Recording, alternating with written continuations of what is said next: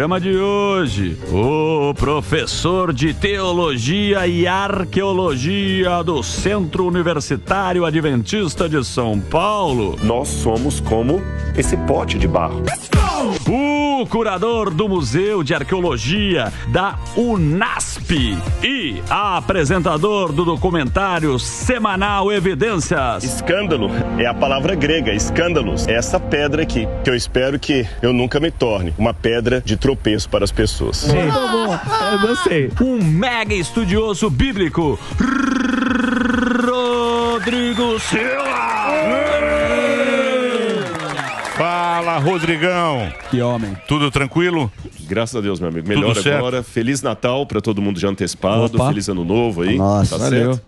A gente Feliz tá... Hanukkah. Obrigado. Happy Hanukkah. Foi, né? A gente tava falando da Bíblia aqui agora e você é o maior conhecedor. O maior aí já... Não, você é um dos que mais estudou. Mais estudou. Repertório. E mais entende. Parece pra mim a propaganda dessa Bíblia cronológica no Instagram. No Instagram, ele manda lá. Muito legal mesmo. É legal, né? O ritmo já viu que a gente gosta desse tipo de coisa aí. É. Rodrigão, vamos... puxar já pra ele? Vai ganhar Posso dar? Então eu vou dar. Então, valeu, meu. Eu vou dar. Obrigado, autografado. Ó, tem Você duas. assim. Tem Então duas. Você já fez um Eu vou de pegar presente. uma pra mim. Não, eu vou pegar essa. Outra? É a 10. Que isso? Por dá licença. Outra? O cara Tá aqui, ó. Nossa, tem não duas. ganhei nenhuma. Valeu. Essa que é a vantagem E de a você caixa pedir. ele vai ficar. Pô, amigo Não, a secreto. caixa eu vou dar pra Me ele. dá a caixa. Valeu, meu amigo. Caixa, essa aqui é Olha, sua. feliz Pronto. o Papai Noel já fez. Obrigado. É isso Deixa aí. aqui, Quintiba. Agora, eu posso já começar com uma polêmica que todo mundo fala, que isso se tornou tema de vários vídeos na internet, o nascimento de Jesus, dia 25 de dezembro, que muita gente tem falado. Eu queria que você explicasse a respeito disso aí. Olha, Jesus não nasceu em 25 de dezembro. Definitivamente não, por várias razões. Algumas mais gerais. 25 de dezembro em Israel é inverno. Sim. E a Bíblia fala que os pastores estavam nos campos com suas ovelhas quando viram que o recém-nascido Jesus estava lá. Pastores não estão com as ovelhas deles no inverno em cima das colinas. Não faz sentido isso. E tem um outro detalhe. Hoje eu esqueci minha Bíblia em casa, mas eu vou mencionar rapidamente ali. Tem uma Bíblia aqui? Posso? Tem aqui, ó. Tem essa pequenininha aqui, ó. Vamos ver se a letra vai ajudar eu ler. A pirata aqui? Ele é pirata? Como assim? É que essa tradução aqui é a tradução do Novo Mundo das Testemunhas de Jeová. Do Jeová, né? É outra. Mas tudo bem. Aqui Tem muita tradução, né? Aqui tem as traduções da Bíblia. Eu tava vendo aqui, ó.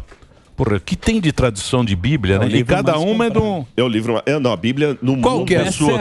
Qual que você... Eu gosto muito da Nova Almeida atualizada. Tem a King James Version nova também, tá em português. Olha só a história da tradução da Bíblia aqui, ó. Vulgata Clemente. Olha o que tem de tradução de Bíblia. Nós temos falando uma coisa importante do museu.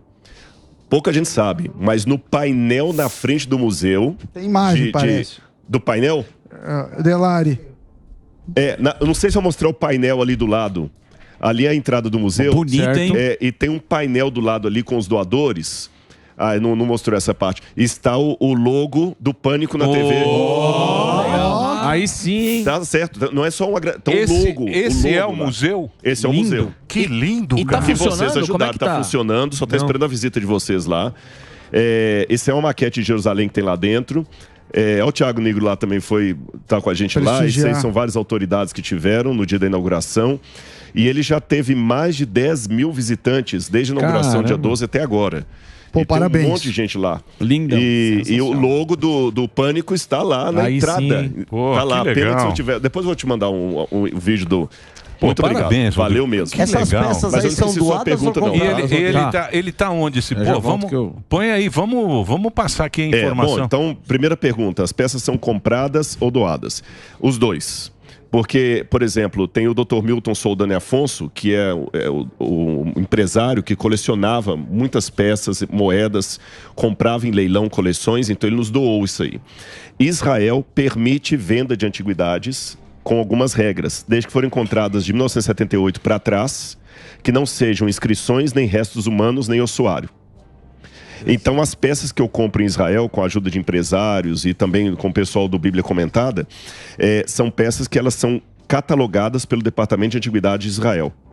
Então, é como se fosse, sabe, diz que diamante tem isso, né? Parece que alguns diamantes têm um número lá, que tem no mundo inteiro sabe onde que... Porque tem os diamantes de sangue. Exatamente, é para saber o rastreamento. Então, hoje, por exemplo, as peças que nós temos que vieram de Israel, o Departamento de Antiguidades de Israel sabe que elas estão aqui. Então, é tudo documentado. Então, respondendo isso aí. Você perguntou onde... O Morgado perguntou. Agora a questão de Jesus lá. 25 de dezembro. Eu vou citar aqui rápido, para não ficar muito complexo. A Bíblia fala que Jesus nasceu, e antes de Jesus nascer, tem um homem chamado Zacarias, que era o pai de João Batista. E fala que Zacarias estava cuidando do templo, e ele estava no turno de Abias. O que era o turno de Abias? Bom, você vai no Antigo Testamento, você vê que Davi dividiu o ano. Eu vi que tem um ano judaico aí. E Davi dividiu o ano em 24 turnos de 15 dias cada um.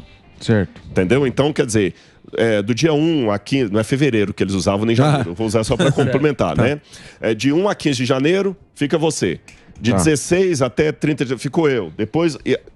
Então, o turno de Abias, você faz o cálculo lá, qual época seria. Então, no turno de Abias, que seria mais ou menos que o mês de julho, Isabel ficou grávida de João Batista. Certo. Aí você faz o cálculo, você joga lá, tantos meses para frente.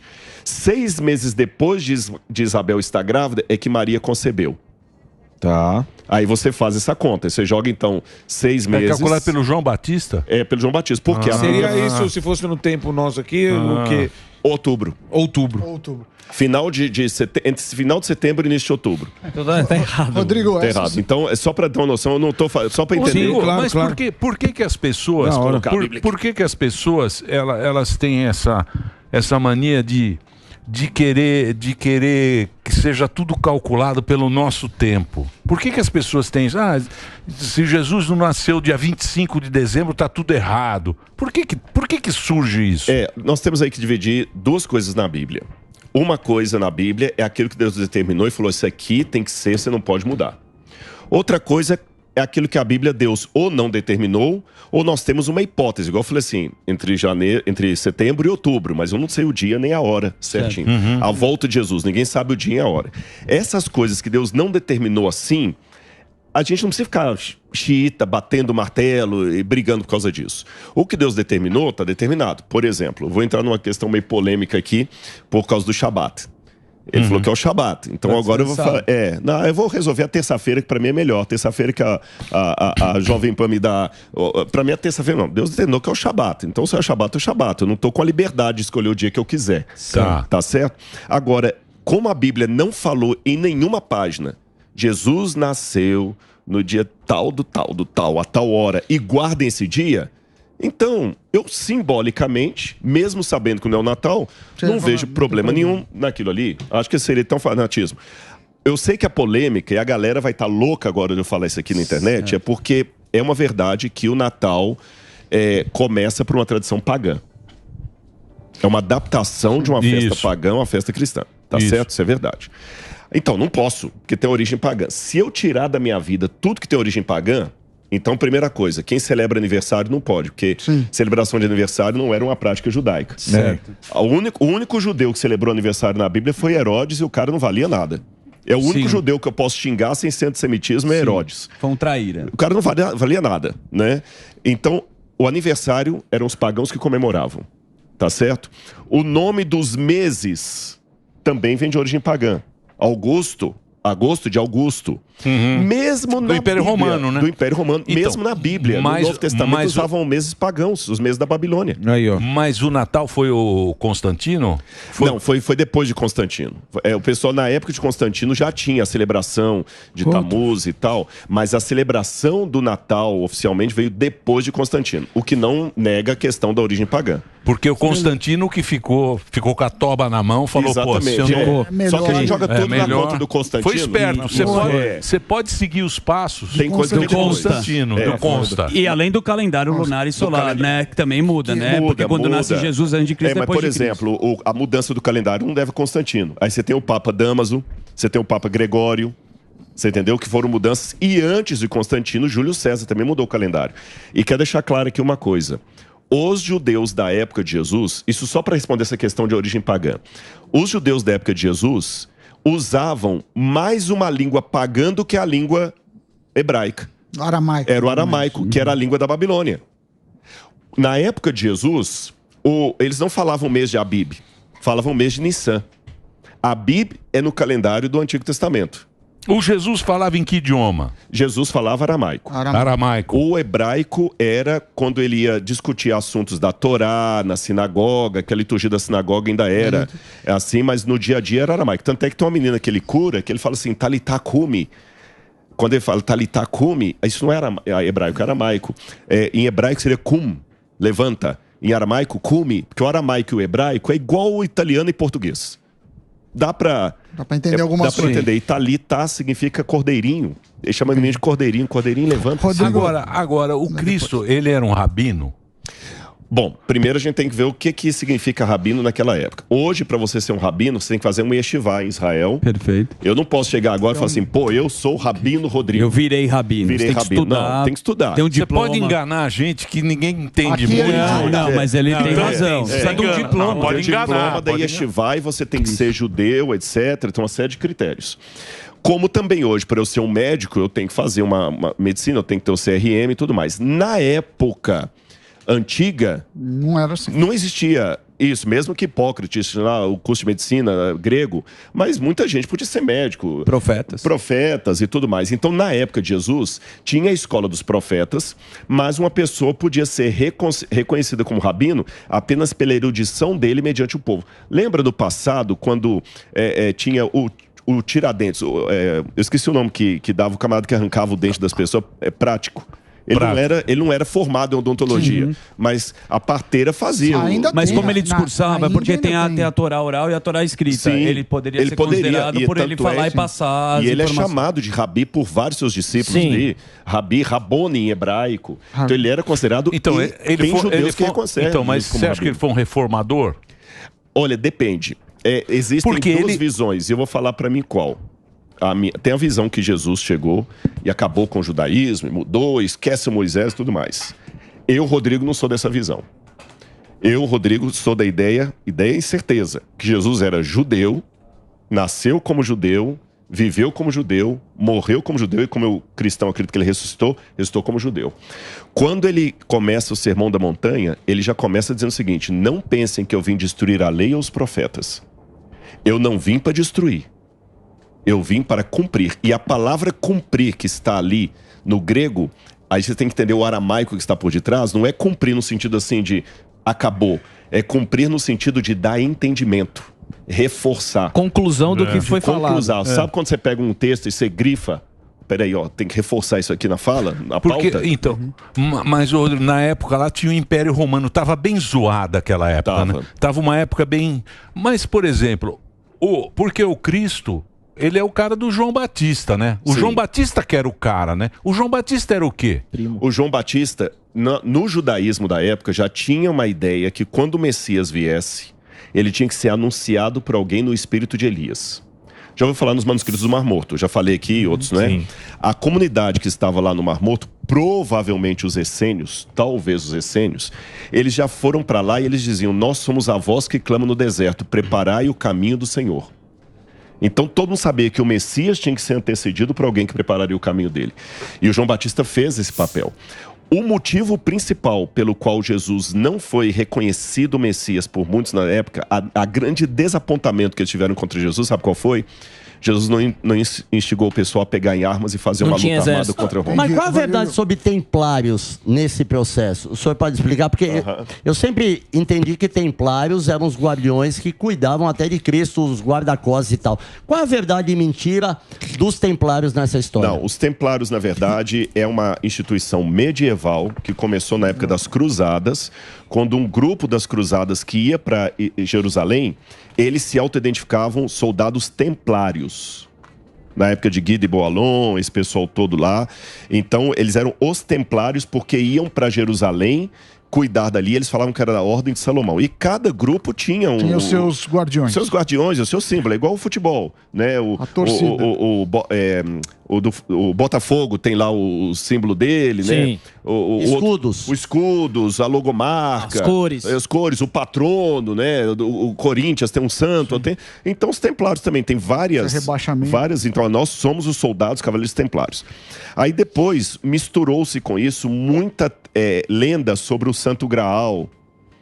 Aí das lendas começaram a falar, aí puxar que os templários tinham ligação desde Salomão, que era uma ordem que vinha. Aí um cara esperto como o Dan Brown pega surf nisso aí, faz um vídeo, um livro, ganha dinheiro e tudo mais. Rodrigo, mas, bem medieval isso. Rodrigo, ontem ou anteontem, o Papa, que é, diríamos, bastante progressivo, ele fez uma declaração em que ele começa a abençoar união homoafetiva. Ele fala assim, olha, pelo que eu entendi, a gente não vai celebrar o matrimônio, mas a gente pode abençoar. E aí eu te pergunto, na visão da Bíblia, que é um estudioso, como é vista que o homossexualismo existe, não existe? Lá vem com a polêmica. Por causa da Siqueirinha. O Siqueirinha. Pediu a mão dele ontem. O meu homem na Pediu a mão dele ontem, Siqueirinha. O Doni abandonou ele. Siqueirinha pediu a mão ontem. O Doni abandonou hoje. Até a bissexual não tinha, não, viu? Você sabe que até a palavra homossexualismo que você usou não pode, né? Homossexualidade. Homoafetivo. Desculpa, Delari. Homossexualidade. O que acontece? Os homossexuais hoje se organizaram, exigem os direitos deles e tudo mais, e cada um pode exigir o seu direito, né? Agora, biblicamente falando, dizer que a união homoafetiva era uma coisa sancionada por Deus é desconsiderar a Bíblia. Não dá para ter as duas coisas. Ou você considera a união homoafetiva e rasga a Bíblia, ou você considera a Bíblia e não aceita a união homoafetiva à luz da Bíblia. À luz da Bíblia, que eu estou falando o que a Bíblia diz. Que está escrito. E Paulo colocou bem claro no Novo Testamento lá, e eles tentam agora reinterpretar Paulo, que não, Paulo está falando ali era da violência. Não, Paulo falou o seguinte, a ira de Deus se levanta contra toda sorte de impiedade, porque os homens abandonaram a sua relação natural, inflamando-se homens com homens, mulheres com mulheres, etc, etc, etc. E para deixar bem pontuado, você colocou a sua pergunta, para mim foi muito didática, mas só para não distorcerem a sua fala e a minha, sua pergunta foi, à luz da Bíblia, é certo ou errado? À luz da Bíblia, é errado. Tá bem? Ponto final. Mas você não acha que uma bênção, o Papa não pode abençoar? Porque eu acho o seguinte, se você exclui a pessoa dali, eu acho mais errado do que... Porque ele fala, casamento eu não posso fazer. Sim. Tá na Bíblia. Beleza. Mas eu posso abençoar como pessoa. Como Cristo fazia. Exatamente. Não é? Só que tem uma coisa na Bíblia muito séria, a questão da bênção, da barahá. Você não pode abençoar o que é profano.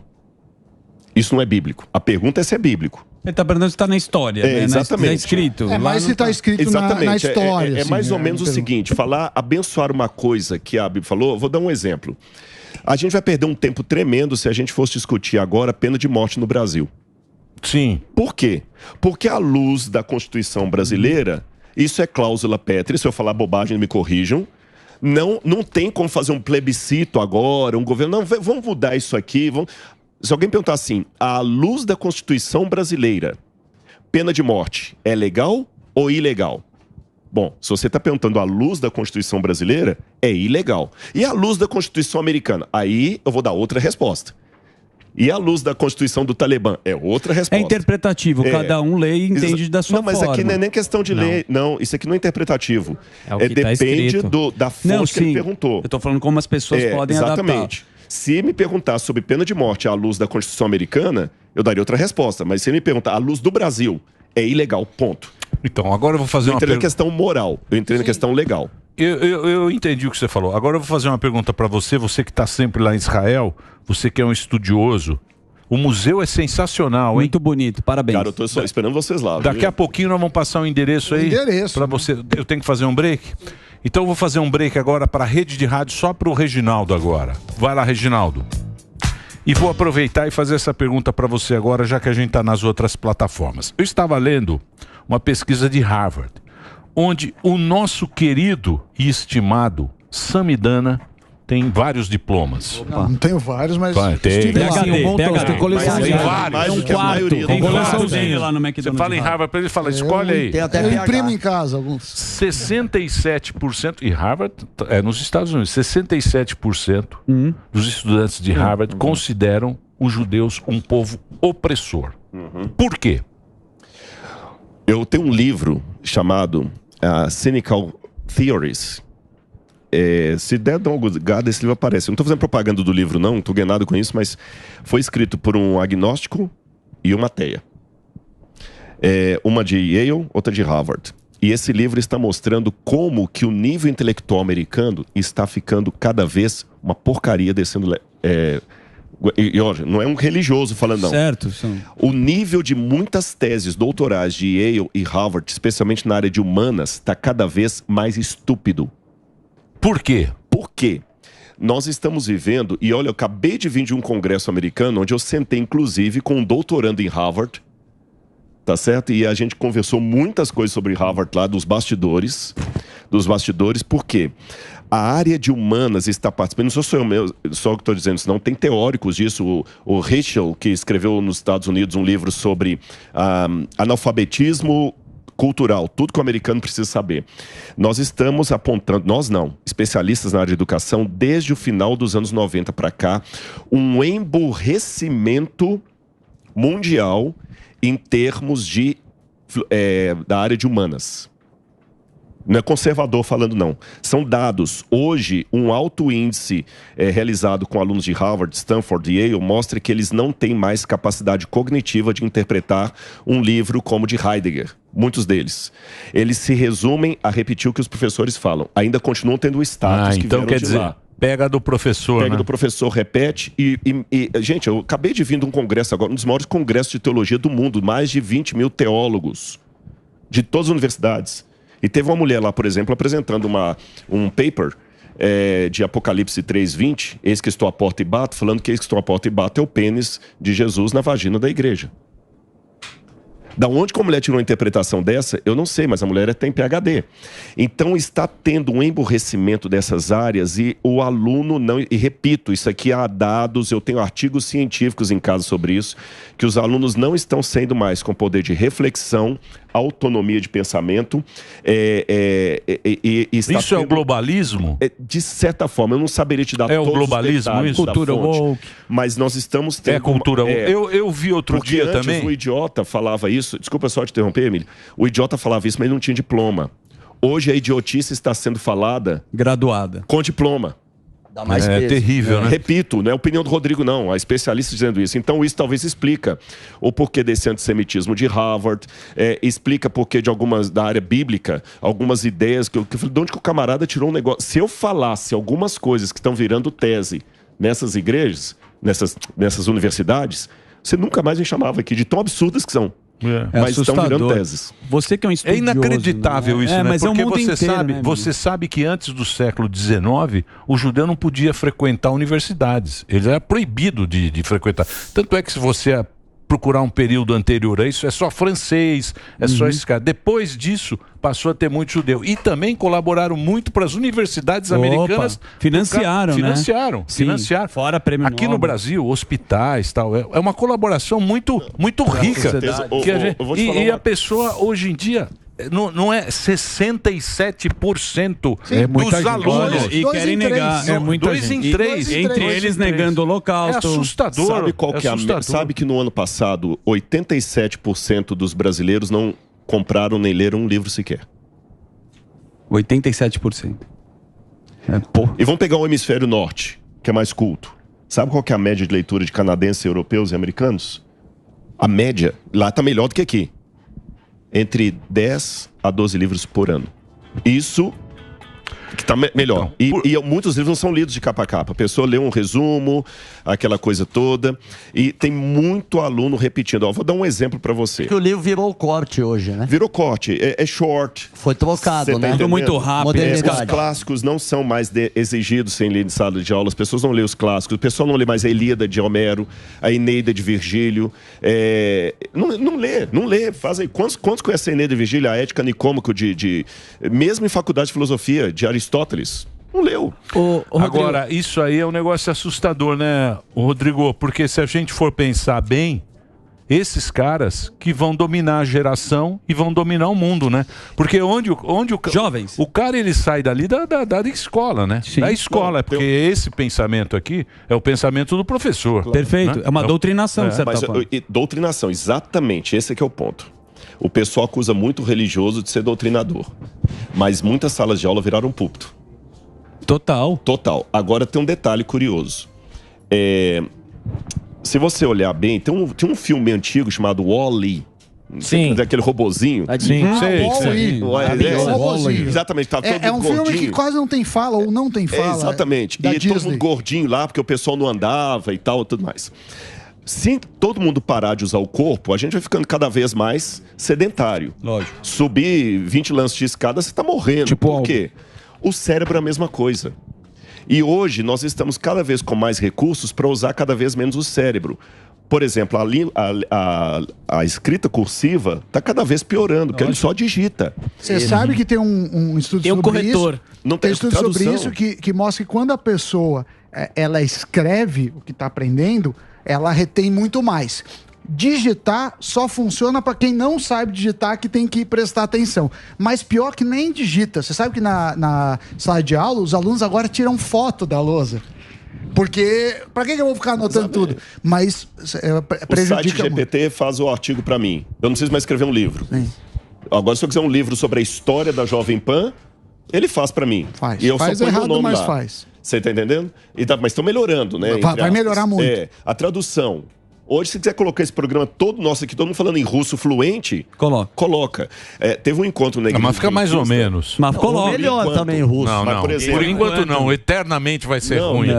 Ninguém tem a malemolência do ser humano. O gingado. Não vem não, Rodrigão. O gingado. Alegria nacional. Eu espero que sim. Mas olha, teve um encontro agora da Igreja Adventista lá e um pessoal eles estavam em palestras lá para saber o poder da mídia.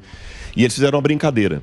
Pegaram um vídeo do presidente da Igreja Adventista para América Latina, para América do Sul, perdão, pastor Stanley Arco. Eles puseram um vídeo do pastor Stanley, dando boas-vindas ao pessoal lá e tudo mais. Daqui a pouquinho ele começou a falar inglês, daqui a pouquinho ele passou para o russo, daqui a pouquinho ele passou para o chinês. Sim. E ele não sabe chinês nem russo. Aí depois o pessoal, nossa, que legal, né? Aquela tradução sincrônica. Eu falei, pois é, só que tem mais um detalhe. O pastor Stanley não gravou esse vídeo. Nem era ele. Tá nesse nível. Se fosse só pegar o Emílio aqui e botar o Emílio falando em russo, já seria um negócio. Mas você não fez aquilo ali. Então, eu hoje me preocupo muito em levar, não quero dizer que eu sou tal não, mas eu ainda me preocupo com aquela educação antiga, de levar os meninos a lerem os clássicos, a aprender, não fica só contando com a tradução, não, aprenda o grego, aprenda essas coisas, leia Aristóteles, não fica só repetindo o que o professor falou não, sabe? Leia os dois livros. Leia os 2 livros e tudo mais, então vá aí, é muito importante leitura. Então, diferente do que muita gente pensa, eu sou um religioso que eu incentivo as pessoas a concordarem, a estudarem, mesmo que discordem de mim. Sim. Mesmo que discordem de mim. Ô Rodrigo, a gente tá falando do globalismo e eu queria saber como é que é a questão da Bíblia, o que ela fala daquele governo mundial e se tem a relação de Gog e Magog, que aparece várias vezes na Bíblia, inclusive no Apocalipse, no Gênesis. Qual a relação de tudo isso? Eu só não compro a ideia de Gog e Magog, a Rússia hoje, não. Porque, embora provavelmente seja naquela região ali, mas eu não dou esse salto, não. Para que o Apocalipse seja corretamente entendido, eu tenho um método comigo. Porque se eu falar o seguinte, a besta do Apocalipse é a ONU, a besta do Apocalipse é o Saddam Hussein, a besta do Apocalipse é igual a música de Roberto Carlos, qualquer uma conta a sua história se você tá na fossa. Eu não posso, fica muito assim, cada um fala o que quiser. Procurando pelo em ovo. Sim, você pode achar. Então, o que eu faço com a arqueologia? Eu vou até aquele tempo da Bíblia, como se fosse uma viagem no tempo, e eu pergunto assim, para as pessoas que viviam naquele tempo, o que significava isso? Porque se eu tô falando aqui, se eu tô te respondendo aqui, daqui a 2000 anos vai ficar melhor o pessoal entender o que eu quis dizer, se eles entenderem o que você me perguntou. Porque eu tô respondendo a você, não quem tá daqui a 2000 anos. Então, a partir dali, eu pego algumas coisas. E lá no Apocalipse, eu estava colocando que chegaria um tempo em que o mundo ficaria globalizado mesmo sob o governo do anticristo. Agora, vamos falar de maneira bem assim, calma, sem entrar em sensacionalismo. Qual foi o primeiro evento realmente mundial que houve no mundo, que houve no planeta? O Big Bang. Não, mundial. Assim, o Big Bang não foi no mundo, porque o Big Bang estava... pra chutar a Torre de Babel. Fez Harvard à toa. Hoje, que a gente pode... Covid. O Morar falando Copa Pandemia. do Mundo, Pandemia. do cacete. Porque a Primeira Guerra Mundial não foi mundial. Envolveu o mundo inteiro. Sim. A Segunda Guerra Mundial não foi não. mundial. Verdade. A gripe espanhola não foi mundial. Tá certo? O primeiro evento que foi realmente mundial é o Covid. O pessoal agora... Em tempo real, né? Em tempo real. O pessoal agora tá com medo de ter uma guerra mundial de verdade. Porque todo mundo vai envolver. Hoje, pela primeira vez na história, desde a invenção da escrita até hoje, nós temos... Nem os grandes impérios... Roma não foi um império mundial, porque a Roma não dominou a América. Certo. Os incas mais, astecas... Agora, veja bem, hoje, se cair a bolsa de valores de Hong Kong, Afeta o mundo. pode afetar vocês aqui. Você trabalha com estatística, você sabe disso. Sim, mas acho que Guerra Mundial uns 30 anos. É o contágio. Acho que não é tão rápido, uns 30 anos. Se hoje a bolsa de valores hoje precisa de um governo único que cuide dela. Não estou defendendo, estou descrevendo. Internet, quem controla a internet? O cara pode botar o que quiser hoje. Como falei, o cara Não, pode mas a internet hoje ela está dividida entre as big tech americanas. Sim, o mundo hoje, na minha humilde opinião, hein, Rodrigão, eu sou... Não, por favor. Quinta série. Quinta série. Quinta série. Eu acho que vocês falam que é globalista.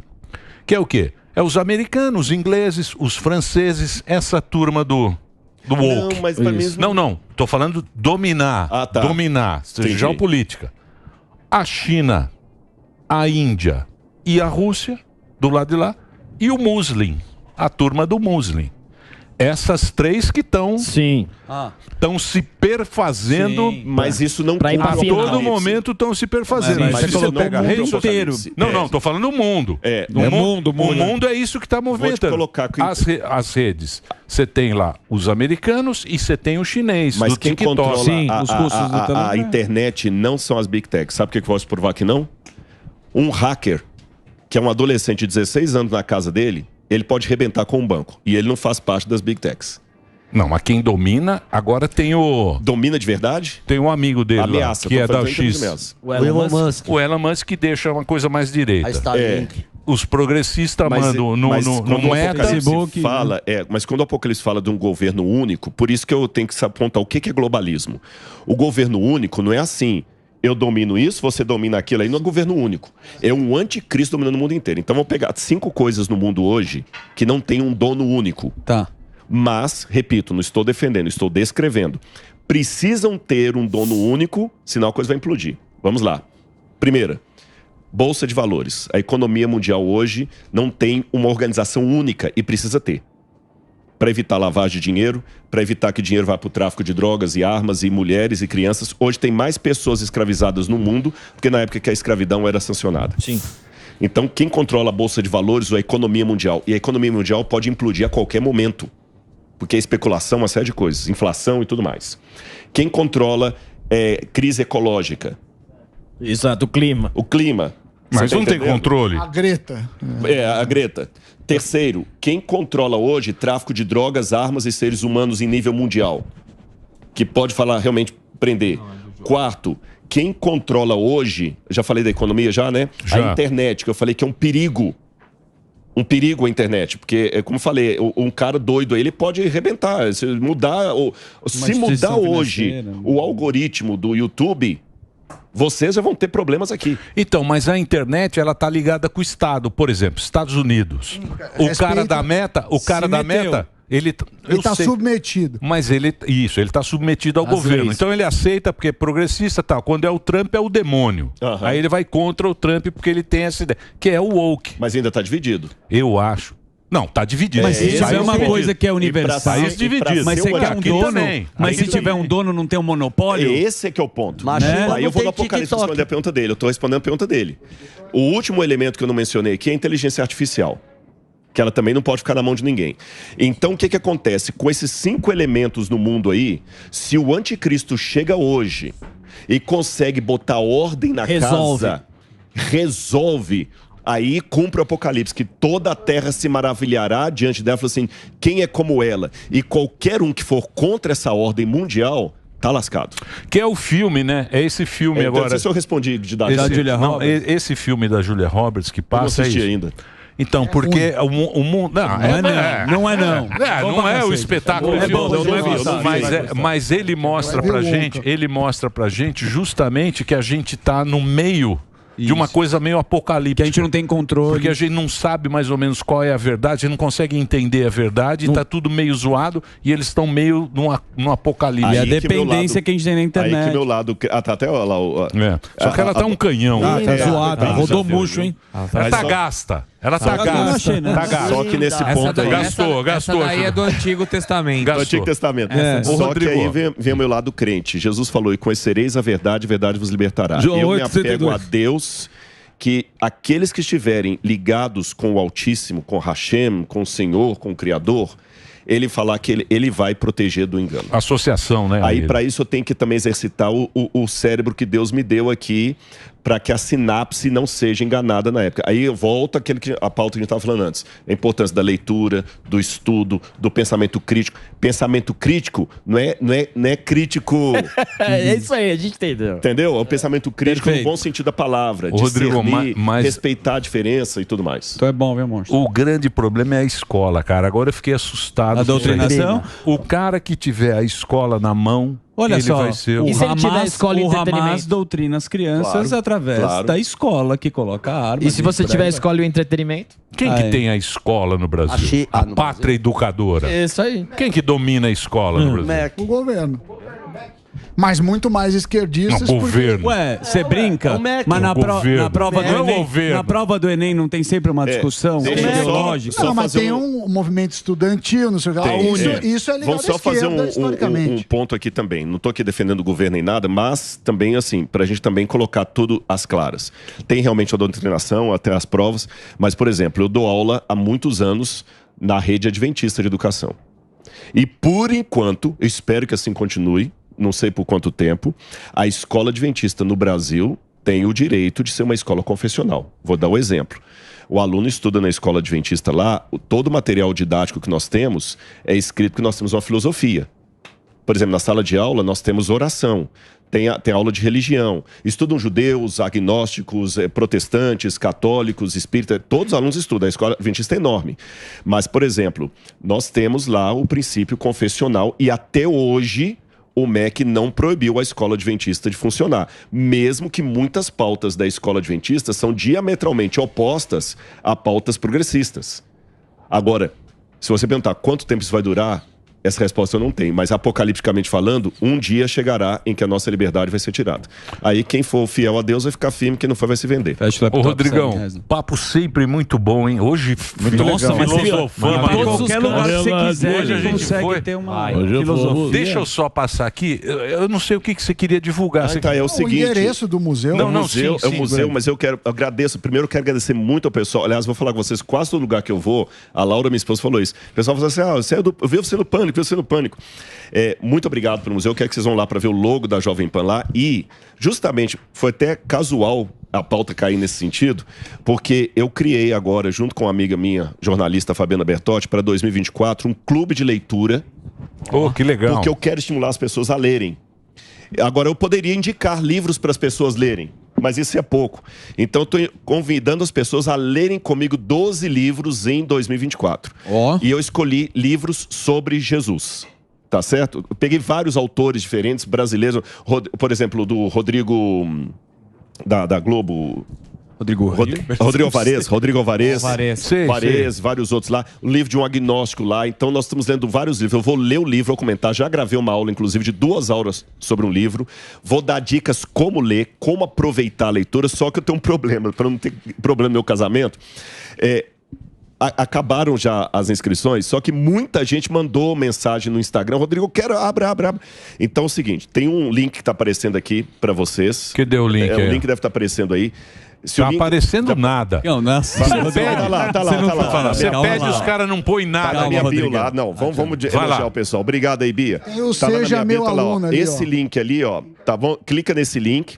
Aí vai ter uma lista de espera Tá lá, lista de espera Clube do Livro 2024. Tá. Se você tiver interesse, coloca o seu e-mail aí na lista de espera, porque eu estou conversando com o pessoal pra gente abrir mais uma turma para o pessoal poder participar. Então deixa eu explicar direito agora aqui, que é o seguinte. Você vai entrar no Instagram. Rodrigo Silva Arqueologia. Você entrou lá e parece aquela foto na rodinha, depois tem lá publicações, tá aquela pataquada. Bio. No final da bio tem o link. Você entra lá e aí participa. Lista de espera. Na lista de espera. clubeespiritual.com.br/lista-espera. Sabe o que eu posso fazer? O meu papel para contribuir, eu termino com isso aqui, porque o horário já está estourado. Seria o seguinte. Eu quero levar as pessoas a terem cultura, estudar, já que o que eu quero ensinar é Bíblia, é o meu expertise, eu vou ensinar a Bíblia. E Deus está ajudando tanto que olha as portas que ele abre para vocês aqui, tá certo? E eu vou terminar com uma parábola de 30 segundos. Boa. Eu não vou conseguir mexer o mundo não, mas olha, diz que uma vez um homem estava andando numa praia e viu um menininho pegando estrelinhas do mar e jogando de volta na água. E ele via todo dia aquele menino pegando estrelinha e jogando na areia, na água. E ele perguntou, menino, por que você faz isso todo dia, fica jogando estrelinha na água? O menino falou assim, não é porque a minha professora de biologia ensinou que a estrela é um animal. E quando ela vem pra cá, que a maré joga na areia, quando o sol bate, ela vai ressecar e vai morrer. Então, para evitar que as estrelas morram, eu jogo de volta na água. O velho deu uma gargalhada e falou assim, meu filho, tem milhares, talvez milhões de estrelas do mar aqui. Não é algumas que você jogar que vai fazer diferença. Ele abaixou, pegou uma estrelinha e falou assim, o senhor pode até ter razão, mas conta isso pra essa aqui, ó. E jogou. Então, se eu conseguir mudar pelo menos uma pessoa, eu vou morrer tentando. Boa. Tá Valeu, obrigado. Ó, o Instagram, o YouTube, Rodrigo Silva Arqueologia e o museu. O museu tá onde? O museu tá em Engenheiro Coelho, tá bom? Depois pode entrar também na página do museu lá. Eu vou deixar também lá unasp.br/mab, unasp.br/mab. Aí você pode tirar o seu ingresso ali e visitar. Por que o ingresso? Para que o professor chega lá, tem um monitor para poder, o educador para poder conduzir. Organizar um negócio. Organizar. E não vocês, é vai assim, a hora que for, a gente... Nós vamos mandar o Boquinha lá. Pô, ele vai fazer uma reportagem. É verdade. Primeira de 2024. O Boquinha vai lá no museu. Ele vai lá no Natal também. É isso aí. Muito bem. Obrigado, Rodrigo. Eu que agradeço. Obrigado. Vamos fazer o break agora que já o programa... Isso, estourou. Vai lá, break.